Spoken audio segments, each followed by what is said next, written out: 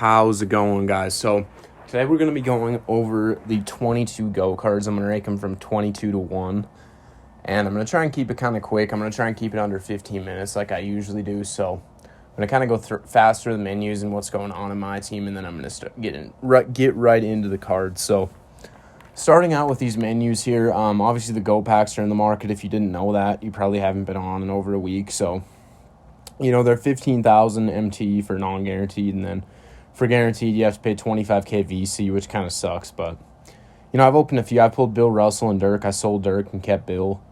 And then they got the flash packs back in the market as well. Flash pack 9, 8, and 7. I don't know why they're not showing 7 anymore, but yeah, they're right here. I don't think they're worth opening. I think you're definitely better off opening a GOAT pack. That's just kind of my take on that, but yeah. And then with my lineup, I got Leonard out of the Spin the Wheel last week, which was huge. Super rare card, so I kind of like using him, and he's really good at shooting as well. So he's my starting center now. And yeah, I don't really think that's. I think he's a really good card. I think he's better than Marc Gasol and probably better than Mel too. So yeah.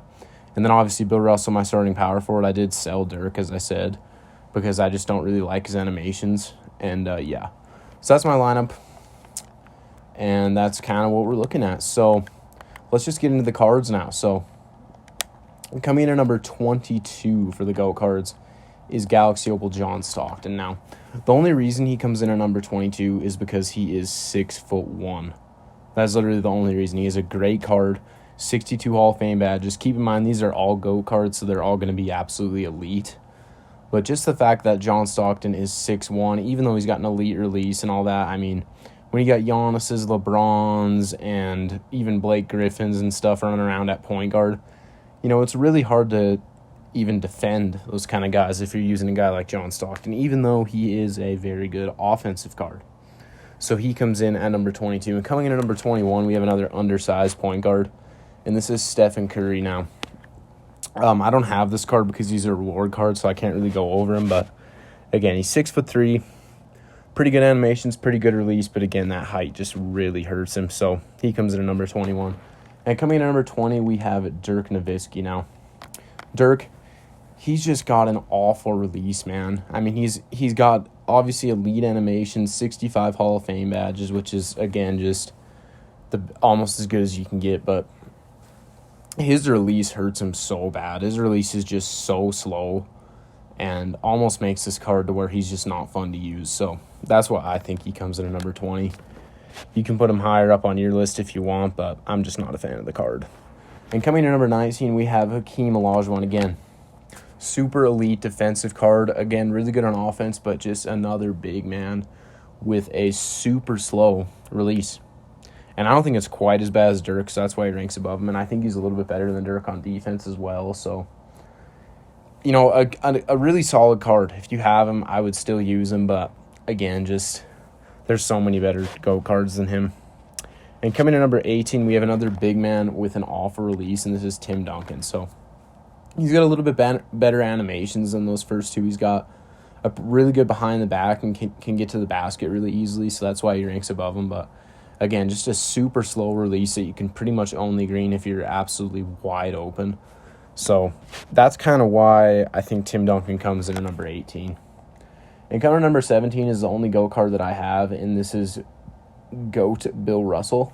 And he's got Penny Hardaway's release. So Penny Hardaway's release is one that really divides opinions, and I am a super huge fan of it. I know that a lot of people don't like it, and I can understand why, but if you kind of get used to it, which I have because I've been using Penny pretty much the whole year, obviously if there's a release that you're using all the time, you're going to like it. So that's kind of why I like Bill, and that's why I still have him in my starting power forward, because he plays really well for me on offense and defense. So that's kind of why I put Bill Russell at number 17, a card that I'm a pretty big fan of, to be honest with you.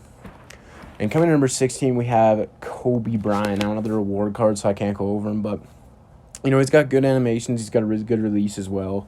But the problem is that he is super outdated. He's only got like a 50 on-ball steal when all these other cards have like a 100 on-ball steal. And he's got a high foul tendency as well, which a lot of these cards have a 0 foul tendency, so they almost never foul. But, you know, just kind of his tendencies are outdated. So that's kind of why he comes in a little bit lower on this list, even though it hurts to put him there. And coming in number 15, we have Oscar Robertson, who is the 12-0 reward for this month. And he's a really good card, man. He is 6'5", so again, if you're going up against like a Ionis at point guard or even like a Bill Walton or just one of those really tall point guards, he's going to struggle. But still, I mean, this card is really good. He's got a really good release, really good animations, pretty good at rim running as well. So I think he's better than those other smaller point guards, and he has a little bit of height over him. So that's why he comes in at number 15. And coming in at number 14, we have Shaquille O'Neal. I think he's way up at the top. Yeah, there he is. So the story with this card is he's got elite animations again. He's got like the Giannis behind the back, I'm pretty sure. And then he's just super good at getting to the rim. He dribbles around like he's a point guard, and elite on defense as well. But his release, man, God, it's like that one-armed, super slow release, like just absolutely awful, super hard to time. You're only going to hit if you're wide open. It doesn't really matter that he's got a 9.93. That release is just atrocious. So that's why Shaquille O'Neal comes in at number 14. And coming in at number 13, we have a similar card, in my opinion. Or not Giannis, sorry.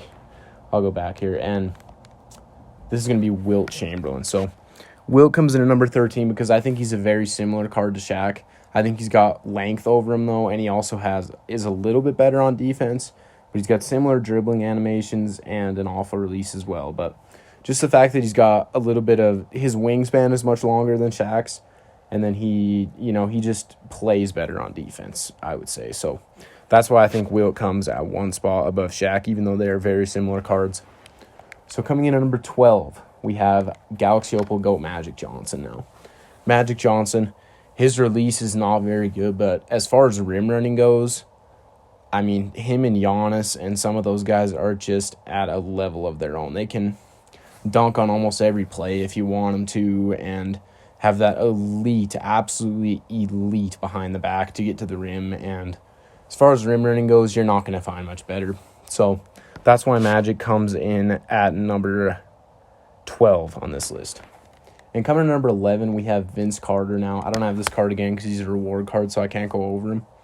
But he's very good at rim running, just like Magic. I wouldn't say he's quite as good at rim running, but he does have a much better release. So that's why I think that he comes in at one spot above Magic, because he is a very good rim runner. Doesn't have quite as cheesy animation, so not quite as good, like I said, but that release just makes it much more usable than Magic, in my opinion. Not much more, but a little bit more usable. That's why he comes in at one spot ahead of Magic at number 11 on this list. So coming in number 10, we have GOAT Galaxy Opal Michael Jeffrey Jordan. Now, this card was the first GOAT card to come out, so it's kind of surprising that he is still elite in this game, but he absolutely is, in my opinion. You know, I have not used this card. I've come up against him many times, just like I have most of these GOAT cards, but I've used the All-Star Galaxy Opal and the Pink Diamond from Fan Favorite 3, which have the same release on Gold Quick Draw. And I think that release on Gold Quick Draw is absolutely money. So I think if you move to Hall of Fame Quick Draw, it's probably just even more money. So the fact that this card's got an elite release and is absolutely elite on defense with like a 98 on-ball steal, and he's just really good on both ends of the floor. I don't really think you can go wrong with this card as shooting guard or point guard. So that's why he comes in at number 10 on this list. And coming to number 9, we have the small forward LeBron James. Now, this one might be a little bit controversial, but that's the point guard one, sorry. But where's the small forward one? There he is. Comes in at number 9.